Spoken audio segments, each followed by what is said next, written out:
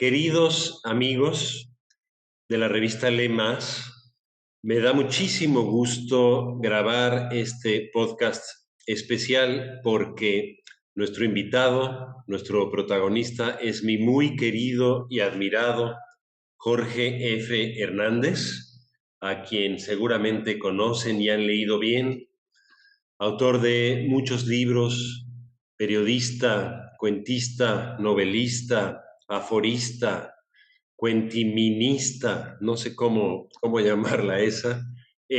Ustedes conocen sus obras, entre otros libros, Requiem Taurino, La Emperatriz de Lavapiés, Un montón de piedras, que es una genial antología de sus cuentos, y más recientemente, Jorge, Un bosque flotante, que es un libro que yo disfruté mucho, un libro sobre la memoria, sobre la identidad, sobre la infancia, pero también un libro sobre el propio arte de la escritura, ¿no? Um, ha tenido cierto recorrido ya tanto en México como en España ese libro tuyo, Jorge. Cuéntanos cómo te sientes después de ese recorrido y qué reflexión te provoca un bosque flotante el día de hoy.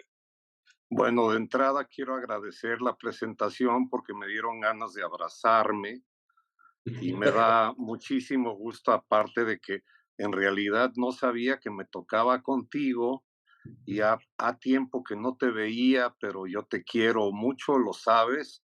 A tus hijos creo que los traumé en alguna ocasión diciéndoles que yo me peinaba con excremento cuando yo usaba gomina. Y yo Sí, supongo que son jóvenes que no usan la gomina por razones psicoanalíticas. Estoy muy contento, además de que me preguntes lo que me preguntas, porque mañana vuelo a México a ver a mi madre. Me pagaron un viaje con el pretexto de hacer un homenaje a Fernando Benítez y tramposamente pedí que el boleto me lo den con 8 días de anticipación para poder estar una semana entera con mi mamá. La novela es un homenaje a mi mamá y a un problema que tuvo de amnesia cuando yo era niño. Es también un homenaje a la amistad, en donde, bueno, ahí te puedes tú catalogar como afectado por mis afectos. Dicho sea de paso, todos los que nos escuchan deben saber que yo te conocí primero leyéndote. Es decir, no ubicaba yo tu cara, pensaba que eras feo, con lo cual yo pensé que nunca nos íbamos a conocer, siendo yo metrosexual. La vida me concedió ver que sí eres muy guapo, tienes el rayo cósmico del encanto, y entonces, aparte de que te leí, me tocó ser publicado por ti, luego editado por ti, luego incitado por ti. Lo menciono por lo siguiente: tú me hiciste favor de encargarme un texto para un libro que unía a México y España, y ahí hay algo de la memoria, ahí hay algo de mi pasado, por lo menos taurino, pero yo no había cumplido la deuda con mi mamá de cómo recuperó su memoria en el español y cómo crecí yo siendo gringo aprendiendo español en la medida en que ella aprendía. Y luego cómo viví The American Way of Life como un sueño que se convirtió en pesadilla, una pesadilla de horror que viví con mi mejor amigo, que no podemos contar porque echamos a perder la venta de la novela, que ya va en 355,000 volúmenes vendidos semanalmente. Y aplausos. estoy muy entusiasmado de que va a salir en inglés, porque yo creo que el público lector gringo, sobre todo, va a reconocer la época, que era la década psicodélica de los 60. Tú todavía no nacías, eras un sueño en el etéreo. Eh, Aquí también hay que mencionar que tú me hiciste llorar en la presentación de La Emperatriz de Lavapiés. A mucha honra se presentó en la FIL cuando Madrid fue el invitado, y ahí pasó de nuevo lo mismo, que es que La Emperatriz tiene mucho de este afán mío por rescatar pretéritos, porque me siento historiador, porque eso fue lo que estudié, pero en realidad un bosque flotante, ese es el trabajo, ese es el regalo que le hice a mi mamá. Ahora, irónicamente, tiene 93 años, apenas desde hace un año se le empiezan a olvidar las cosas y entonces actúa como actuaba cuando yo era niño. Ah, qué Hace maravilla. la, hace la misma cara, la misma extrañeza, pero no se le ve el pavor que yo le llegué a ver de niño, porque ella sí se sentía muy, muy desamparada, como perdida en un bosque, pues. Eh, y la mujer que salió de ese problema no fue la mujer con la que se casó mi papá. Yo le debo una novela a mi padre que era muy desmadroso y muy divertido, pero también hay que honrar que él quiso seguir casado con mi mamá, aunque no era la mujer que se ligó. Mi mamá hablaba 4 idiomas, tocaba el piano, era muy, muy desmadrosa también. Y cuando le sucedió el ictus, cuando le pasó la trombosis cerebral, se quedó sonriente, pero distante. Y luego se volvió una mujer que recuperó el español y la memoria de México. Entonces, mi respuesta sería que me siento muy reconciliado con mi madre, con México y con el que fue mi mejor amigo de la infancia, que ahora que salga en inglés ya prometió que la va a presentar conmigo. Qué maravilla, Jorge. Yo creo que la tercera patita que le faltaba a un bosque flotante era la patita gringa, definitivamente, ¿no? Tú tienes, yo siento tu corazón dividido entre España, México y muy probablemente esa infancia estadounidense. Así que te felicito por la edición en inglés. Muchas gracias. A ver si un día puedo llevarte al bosque que está ahí. Ya no es el mismo bosque, ya incluso el metro de Washington, D.C. llega hasta donde está el bosque y ya no es lo que me tocó en la infancia, pero mi escuela primaria existe, la biblioteca lleva el nombre de mi maestra, Mrs. Grabsky, que le hago un gran homenaje, creo yo, en la novela, porque fue la que me regaló mi primera libreta, que sigo usando libretas hasta el día de hoy. Y te digo que mi amigo Bill es una pieza importante porque afortunadamente Alfaguara respetó la tipografía de su máquina de escribir. El Ujú. último capítulo es una carta de él y en Sí, inglés queremos que salga igual, tal cual, la máquina de escribir de este orate, que fue el que me regaló el final de la novela, que es un final aterrador. sí, ese sí no lo podemos revelar. Que vayan y compren. Yo diría tres libros en inglés, la edición española y la edición mexicana. ¿Qué te parece? A huevo, porque aunque parezca mentira, la cuarta de forros, es decir, la contratapa en España, fíjate que la cambiaron porque lo que estaba en México dicen que aquí no se entendía. Entonces se cumple ese adagio de George Bernard Shaw de que estamos separados por una misma lengua, pero la edición española es diferente a la de México. Qué curioso. Pues qué bueno, tienes libros diferentes entonces. Exactamente, son tres en uno y te agradezco que empecemos hablando del bosque porque ya está a punto de quedar relegado porque sale una nueva novela en 2 semanas o 3 Bueno, y estoy bueno, muy orgulloso de la nueva novela. felicidades, me encanta escuchar esa noticia, qué bueno que lo dices, qué orgullo, pues vamos a estar muy atentos, querido Jorge. Tú estudiaste historia, yo creo que de alguna manera sigues siendo y nunca dejarás de ser un historiador, pero hay una vocación de escritor en ti que es irreprimible, que está en el periodista, que está en el cuentista, que está en el novelista, que está en ese dueño de libretas constantemente tomando notas y haciendo dibujos. Quiero que nos platiques brevemente sobre tu vocación de escritor, por qué sigues neceando, por qué sigues escribiendo, por qué viene una nueva novela tuya, por qué insistir, querido Jorge. Bueno, por un lado porque soy puro cuento y siempre me lo he pasado inventando cuentos o leyendo cuentos en la realidad. Y entonces los cuentínimos los apunto como ideas que pueden ser como una especie de greguería y si funcionan, entonces veo si cuajan para párrafo.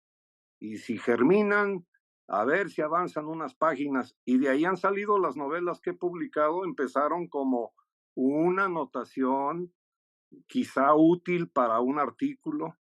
Y en el caso del oficio de historiar, sí me quedó muy claro porque fui discípulo de don Luis González, que es como un padre para mí, que los historiadores que a mí me interesan, respeto los gustos de todo el mundo, pero a mí los historiadores en todos los idiomas son los que aman la prosa, es decir, que, se afilian a la palabra, tanto los ingleses, que son tan buenos biógrafos, por ejemplo, o los franceses de l'École de les Annales, o gringos, todos don Luis me enseñó a aquilatar como escritores, siendo él el autor de por lo menos un libro que se llama Pueblo en Vilo, que decía Pepe de la Colina, ese libro tiene que estar en los estantes de la literatura mexicana, no solamente en la sección de historia, sino como si fuera una novela. Curiosamente, la primera reseña de Pueblo en Vilo la firmó Ibargüengoitia, que es también otra figura tutelar mía, sobre todo porque fui amante platónico de Joy Laville, su viuda, aprovechando que ya no estaba Jorge para pegarme. Y además, la combinación entre Jorge Ibargüengoitia y don Luis me permite también decir que soy muy adepto a bajar a los héroes de sus pedestales. Lo que hizo Ibargüengoitia con Hidalgo y la independencia, o con los relámpagos de agosto, y lo que podría hacer ahora si estuviera entre nosotros, pues eso lo único que nutre es este afán por contar cuentos. Antiguamente también porque los chistes en Guanajuato, mi familia me enseñó a decir que eran cuentos. A ver, échate el cuento del perico, se decía, no, no decían el chiste del perico. Y también los chismes de mi familia son puro cuento. Si no lo sabes contar bien, echas a perder el chisme. Y entonces yo por eso me dedico a escribir, que es que siempre trato de contar bien un chiste, un chisme o un cuento. Genial, querido Jorge. Hablaste de figuras tutelares y también hay libros tutelares.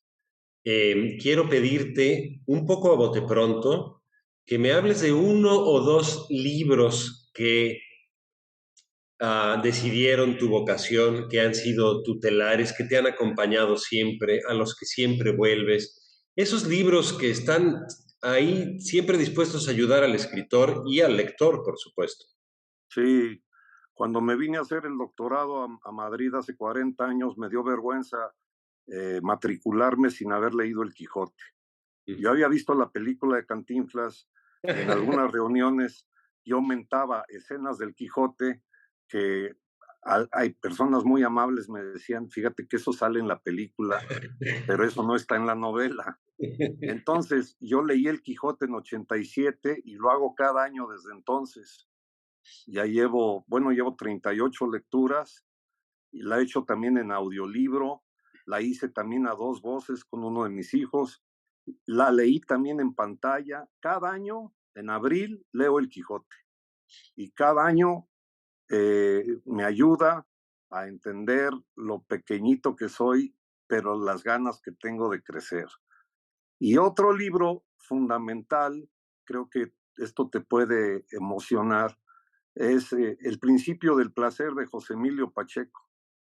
Yo lo leí en la prepa y fue la primera vez que un amigo me regaló un libro y yo dije, oye, güey, pero esto es para mañana. Y me dijo, pues si puedes o si quieres. Al día siguiente le dije, oye, ya lo leí, oye, qué maravilla, maestro, son como pequeñas novelas. Y me dijo, no, son cuentos. Y le dije, pero como cuentos para niños. Me dijo, no, el cuento como género literario. Total, que me explicó lo imbécil que yo era. Y le dije, pero hay que hacer un trabajo o hay que hacer... No, me dijo, te lo regalé para que lo leyeras. Y viene a título, el título. La vida me concedió ser después amigo de Pacheco y podérselo contar. Y yo vuelvo mucho al principio del placer, precisamente por el placer como principio para narrar incluso lo que ha de causarnos miedo, terror, decepción, ilusión, todo lo que yo quisiera hacer si pudiera ser poeta como tú, pero yo necesito más páginas. A ti te sale barato porque el verso lo puedes cuajar en una línea. Eres un poeta de largo aliento, querido Jorge. Oye, esta tradición de la lectura anual del Quijote me parece que la compartes con tu maestro y amigo Carlos Fuentes, también hacia eso, ¿no? Y de hecho en el 87 lo hice porque él comentó que él lo había tomado de William Faulkner, que lo leí en inglés, que como decía Borges, era el original, porque Borges decía que el de Cervantes era una mala traducción del inglés. Y por quedar bien con Fuentes, a quien conocí de niño, precisamente en el bosque, cuando viví en Washington, él estaba escribiendo Terra Nostra. Yo lo fijé en mi cara, en mi mente, en mi corazón como un ejemplo por su porte, por su... Bueno, me parecía que era el modelo de escritor. Y luego la vida también me concedió trabajar con Octavio Paz. De hecho, quedé un poco en medio de los dos cuando hubo ese cisma en la cultura mexicana. Y Octavio también me apuntaló mucho, que una cosa es que yo haya logrado matricularme en el doctorado en historia, pero que sí necesitaba hacerme lector, bueno, no solamente de Cervantes, sino de Lope de Vega y de tantos otros literatos o de literatura pura, para poder apuntalar mi tesis doctoral, que es sobre Hernán Cortés. Hoy un personaje mancillado y cuasi olvidado.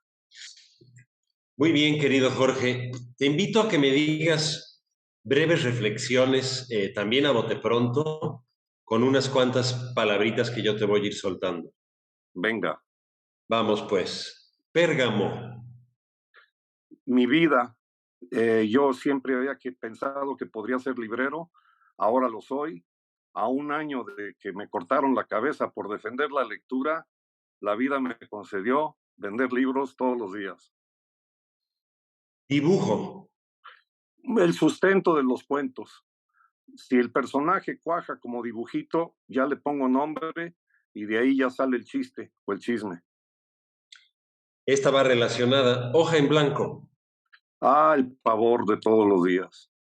Todos los días porque escribo a mano, le tengo mucho miedo a la hoja, no tanto a la pantalla, porque la pantalla más bien es cuando ya tengo que escribir al vapor la columna para el país. Normalmente es porque me acuerdo que es miércoles o ya es jueves y ya son cuarto para las 12 y la tenía que mandar ayer. Entonces, le tengo pavor a la página en blanco, esa es la neta, pero me recuerda a la nieve. Claro, eso está en el bosque flotante también. Salman Rushdie. Un amigo entrañable que no merece el martirio con el que se le condenó hace 33 años y que celebro, ya tengo un correo escrito por él con su único ojo, en donde me agradece, bueno, el intento que hice. Yo hice un intento por viajar y le escribí que mi intención era viajar, verlo en el hospital y luego ir al calabozo a partirle la madre al presunto asesino. Pero no fui. Y entonces ahora ya me contestó y me agradece el intento. Gran escritor. Qué maravilla. Nueva novela. Cochabamba, para variar, otra historia de amor y otro homenaje a la amistad, dedicada a nuestro querido Philippe Olé Laprune, que me regaló el paisaje de esa novela. Hijos. A las dos mejores personas que conozco en el planeta. Son músicos, ya sacaron su segundo disco. Santiago además es saltimbanqui porque anda de editor, una pequeña editorial que se llama Minerva. Estoy muy orgulloso también de que creo que ya tiene su primer libro entre manos. No me ha dicho nada, como buen hijo. Y Sebastián, que además cocina de delirio y yo no sé hacer ni huevos revueltos. Lo intenté y hubo que llamar aquí a la Comunidad de Madrid, porque creo que era una ofensa a la sanidad del edificio. y son de primera, y tú los conoces y te quieren como quieren. A todos los que son queribles, los quieren. Y son muy buen termómetro de cuando yo andaba con malos pasos, me ayudaron a enderezarme. Además, son muy buen termómetro de su padre, son buenas personas, igual que tú eres buena persona, querido Jorge. Gracias, Julio. Vamos a cerrar con la palabra futuro. Más y más libros y en la medida de lo posible, más y más oportunidades para convencer hoy mismo a un nuevo lector de que lo único que nos salva como persona, como país y como planeta está en los libros. ¿Qué mejor manera para cerrar este podcast con Jorge F. Hernández para la revista Lemas de las librerías Gandhi? Jorge, querido, muchísimas gracias y qué gusto colosal verte. También yo celebro volver a verte y siempre te llevo en mi corazón. Hay una habitación que ocupas ahí. Y que viva Gandhi, chingao, que ya me urge ver los espectaculares con el ingenio con el que contagian la lectura. Gracias, Jorge. Nos vemos en la próxima. Un abrazo, Julio.